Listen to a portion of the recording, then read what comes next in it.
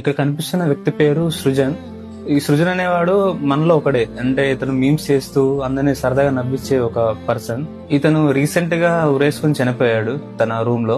సృజన్ చనిపోవడానికి కారణం ఒక 8 మంది ర్యాగింగ్ చేయడం వల్ల చనిపోయాడు. మ్యాటర్ లోకి వెళ్తే సృజన్ ఇప్పుడు థర్డ్ ఇయర్ చదువుతున్నాడు బీటెక్. సృజన్ కి కాలేజ్ లో ఒక బెస్ట్ ఫ్రెండ్ ఉండేది, ఒక అమ్మాయి.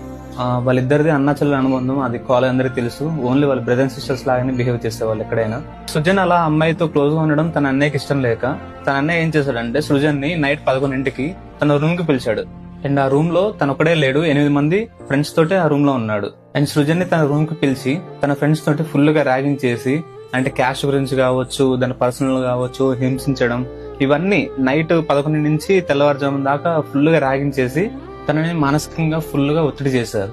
దీంతో సృజన్ ఏం చేశాడంటే తన రూమ్ కోసం వెంటనే ఉరేసుకుని చనిపోయాడు. ఇప్పుడు వాళ్ళ అమ్మ నాన్నకి ఏం చేయాలో అర్థం కావట్లేదు.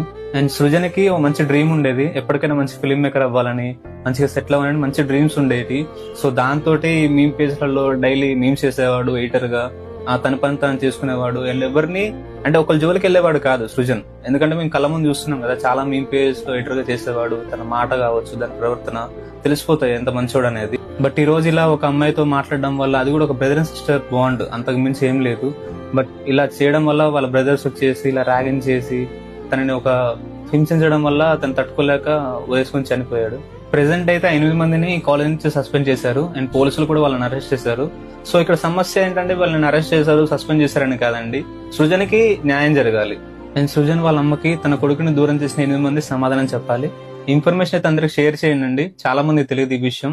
అండ్ మనలో ఒకడు ఒక ఎడిటర్ గా మనల్ని డైలీ మీమ్స్ చేస్తూ నవ్వించే ఒక ఎడిటర్, ఒక మనిషి.